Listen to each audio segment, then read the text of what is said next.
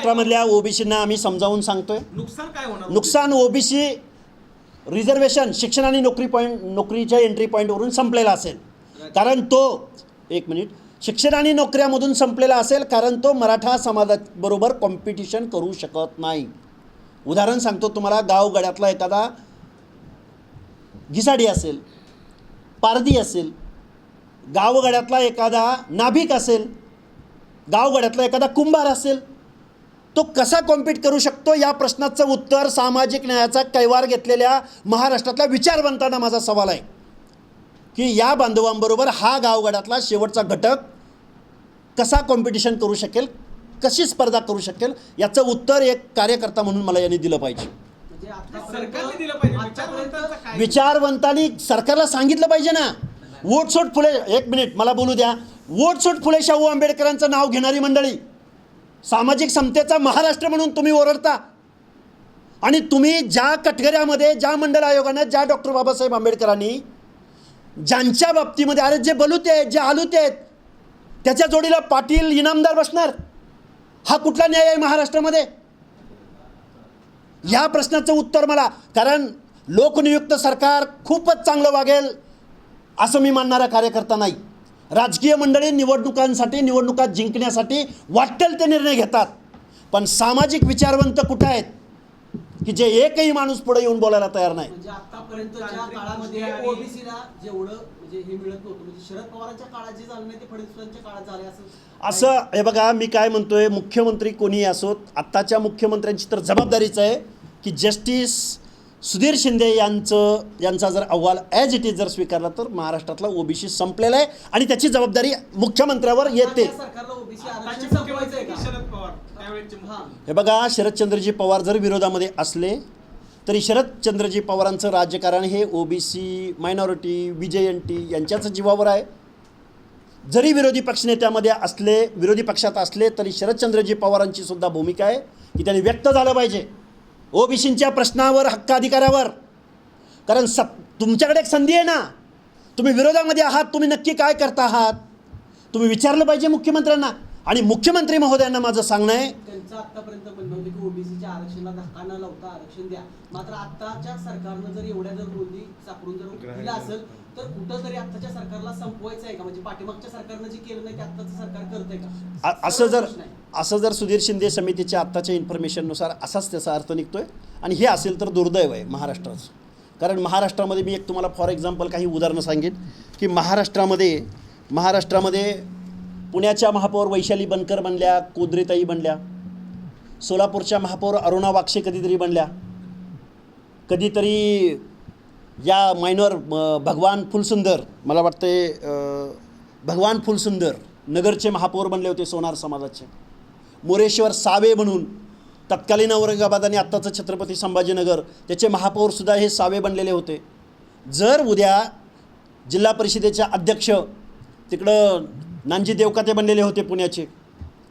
माझा महाराष्ट्र शासनाला आणि या ओबीसी प्रवर्गामधल्या सगळ्या नेत्यागणांना माझं विनंती आहे आणि विचारणं आहे, जर ह्या ओबीसी आरक्षणामध्ये एवढ्या बहुसंख्येनं जर मराठा समाज इन्क्लूड होत असेल, बॅकडोअर इन्क्लूड होत असेल, लिगल ॲस्पेक्ट नसताना, घटनेला मान्य नसताना, सर्वोच्च न्यायालयाला मान्य नसताना, जर या कुणबी नोंदींच्या द्वारे जर अशा पद्धतीनं जर एवढी प्रमाणपत्र या महाराष्ट्रात इश्यू केली जात असतील तर इथून पुढं ओबीसीचा एकही महापौर, एकही झडपी अध्यक्ष, एकही पंचायतीचा सभापती होणार नाही.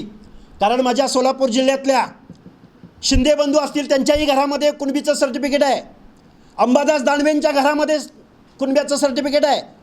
या महाराष्ट्रामधले एवढे आमदार आणि खासदार आणि मंत्री, त्यांची माझ्याकडे यादी आहे की त्यांच्या घरामध्ये कुणब्याचं सर्टिफिकेट आहे. जो समाज खासदार म्हणून रिपीट अगेन निवडून जातो, ज्या समाजामधले मंत्री म्हणून रिपीट अगेन निवडून जातात, ज्या समाजामध्ये या महाराष्ट्रामधले 70 ते 80% निर्णायक पदं ज्या समाजाच्या हातामध्ये आहेत, तो समाज जर बॅकडोअर जर या ओबीसींच्या आरक्षणामध्ये एंट्री करत असेल तर महाराष्ट्रातलं आरक्षण कसं वाचतंय आणि ओबीसींना त्याचा कसा सामाजिक न्याय भेटतोय याचं उत्तर या महाराष्ट्राच्या मुख्यमंत्र्यांनी आम्हाला दिलं पाहिजे. निवडणुकीमध्ये ओबीसी 8 लाख आहे, 8 लाख प्रमाणपत्र इश्यू केलेली आहेत. 2 कोटी कुटुंबांना फायदा होतोय असं त्यामध्ये डायरेक्ट नमूद केलेलं आहे. मग एक कुटुंब जर एकक मानलं, घटक मानला आपण, एका कुटुंबात 4 मेंबर जर आपण धरले तर त्याची संख्या 8 कोटीपर्यंत जाते लोकसंख्या. मग हाच तर तो प्रश्न आहे. मग कुणबी फक्त मराठाच आहेत का? कुणबी जैन पण आहेत, कुणबी ब्राह्मण पण आहेत, कुणबी वेगवेगळे आहेत ना, कुणबी लिंगायत पण आहेत. मग हा जर क्वांटम जर ओबीसीमध्ये समाविष्ट होत असेल तर आरक्षणाच्या बाहेर राहिलं कोण?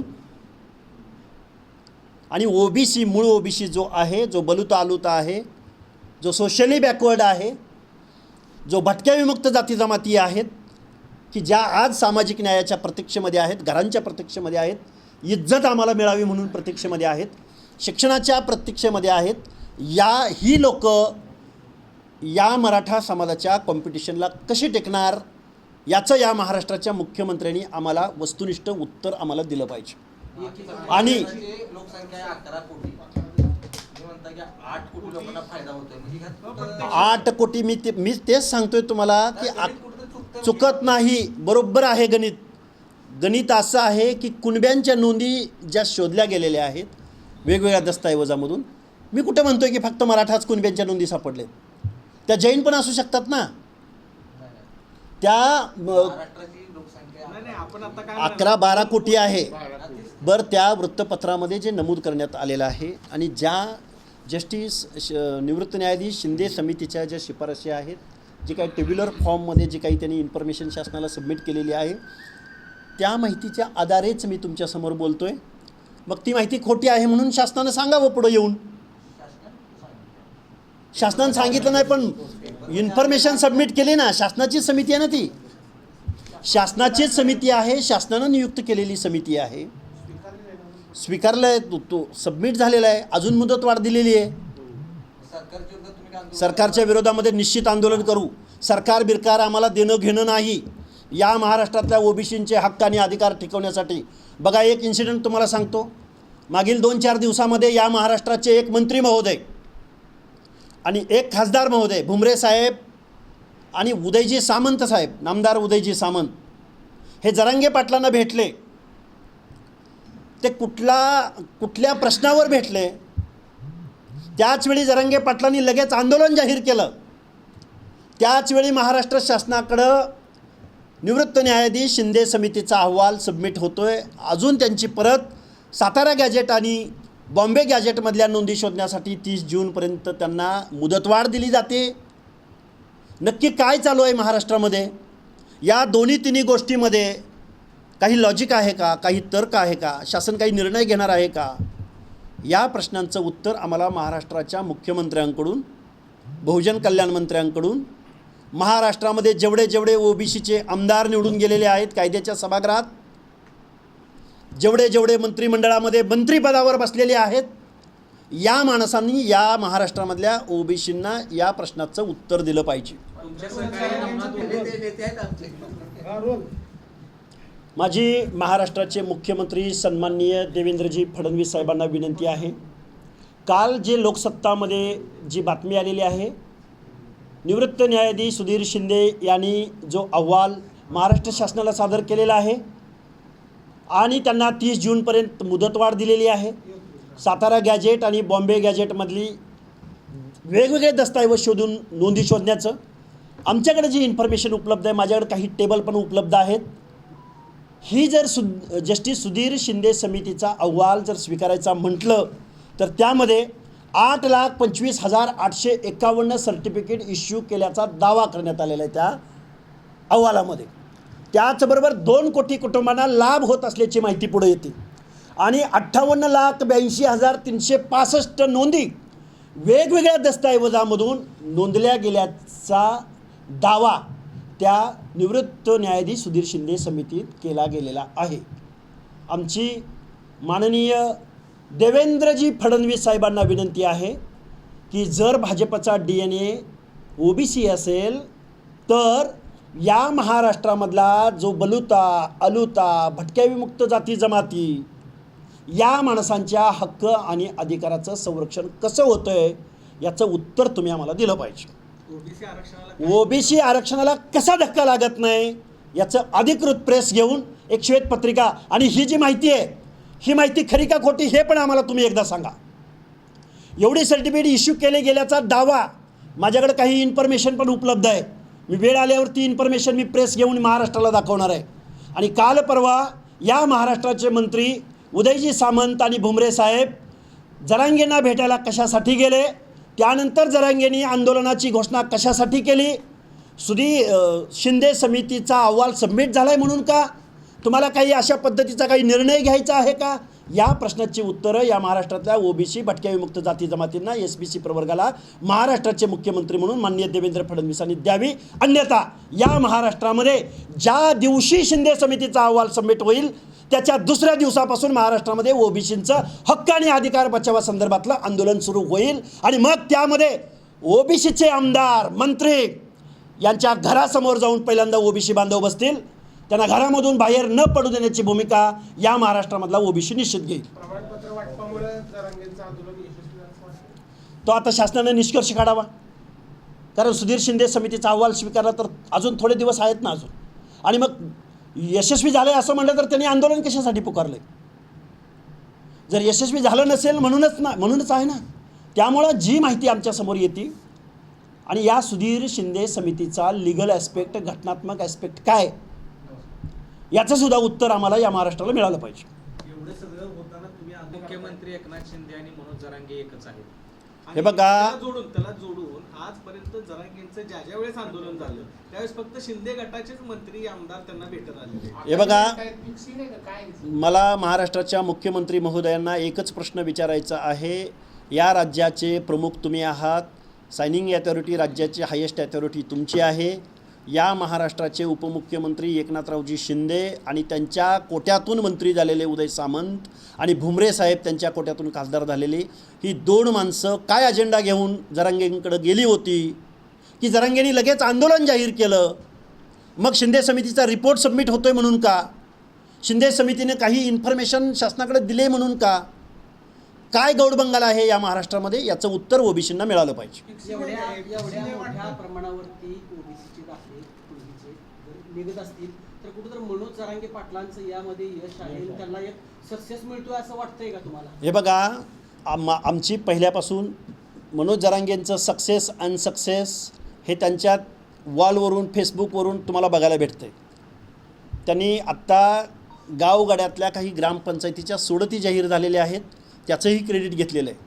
त्याचबरोबर UPSCमधल्या यादीमध्ये काही मराठा बांधव सिलेक्ट झालेले आहेत त्याचंही क्रेडिट जरांगेंनी घेतलेलं आहे. मग हे जर खरं असेल, हे जर वास्तव असेल आणि आत्ता निवृत्त न्यायाधीश शिंदे समितीच्या जर 8 लाखाहून, बघा किती आकडा आहे तो, 8,25,851 जर कुणबी प्रमाणपत्र इश्यू झाले असतील तर मला वाटतं आहे जो सामाजिक न्यायाच्या प्रत्यक्षमध्ये असणारा ओबीसी आहे त्याचं आरक्षण संपलेलं आहे. आणि जरांगेंचं आंदोलन दुर्दैवानं यशस्वी झालं असंच म्हणावं लागेल.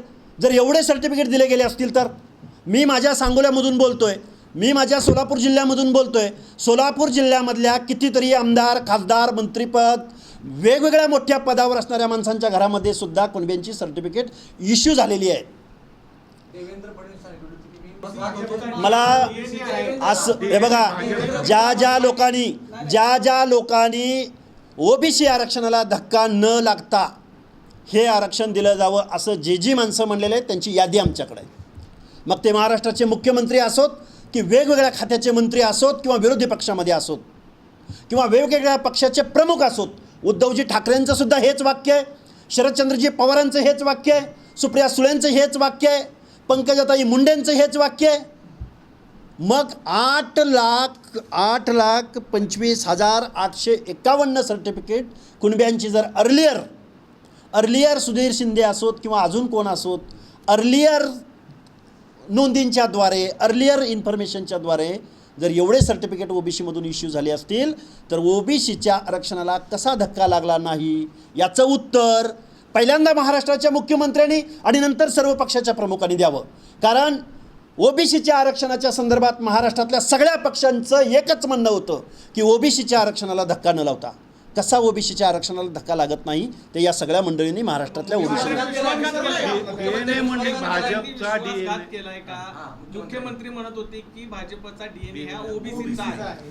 निवृत्त न्यायाधीश सुधीर शिंदे यांच्या जर ह्या नोंदी जर महाराष्ट्र शासनानं ॲज इट इज स्वीकारल्या, ॲज इट इज अंमलबजावणी केली तर होय, महाराष्ट्राच्या मुख्यमंत्र्यांनी या जर शिफारशी स्वीकारल्या तर तो ओबीसींचा घात केलेला आहे.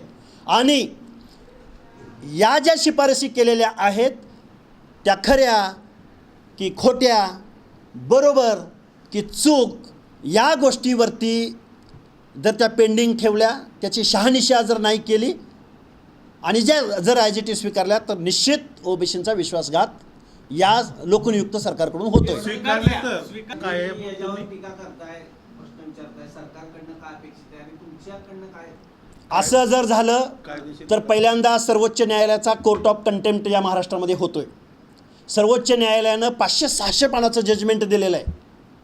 गायकवाड आयोगानं ज्या शिफारशी किंवा ज्या मराठा समाजाला ओबीसी रिझर्वेशन देण्याच्या संदर्भात जे काही एक्झर्शन केलेलं होतं त्या संदर्भात तो कोर्ट ऑफ कंटेम्प्ट होतोय.